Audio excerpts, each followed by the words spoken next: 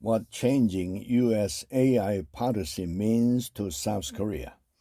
Donald Trump's victory in the U.S. presidential election earlier this month, securing another 4-year term as the leader of the world's most powerful country, had sent shockwaves across the globe and through various sectors on a magnitude and scope not seen in many years.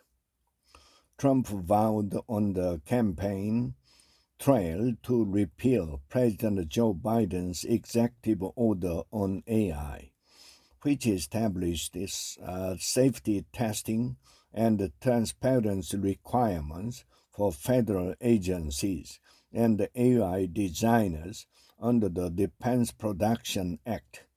This means U.S. companies will likely have more freedom to focus on technology development rather than on preparing measures against unrealized risk. Experts in Seoul emphasized that President Yoon's government must expedite support measures to help local companies compete in a global race increasingly dominated by U.S. and Chinese giants.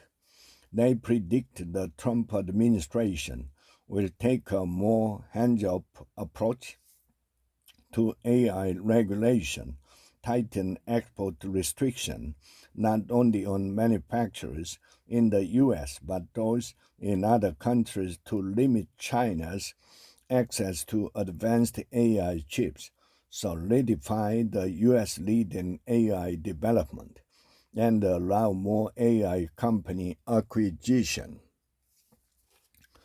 Based on these projections, experts in Seoul believe international debate on AI governance, which have largely centered on the European Union AI Act principles until now, will shift toward compelling other nations to adjust their strategies toward alignment with the U.S. administration's approach. However, the government now faces challenges in expanding its role as public opinion grows increasingly resistant to direct support for large corporations, and the nation's dwindling tax revenue limits fiscal options. When presiding over the inaugural meeting of the Presidential Committee on AI in late September, President Yoon vowed to mobilize all available national resources to make South Korea a global AI leader after the US and China. Yet, he had resisted calls for increased fiscal support, adhering to the conflicting goal of curbing budget growth. But time waits for no one.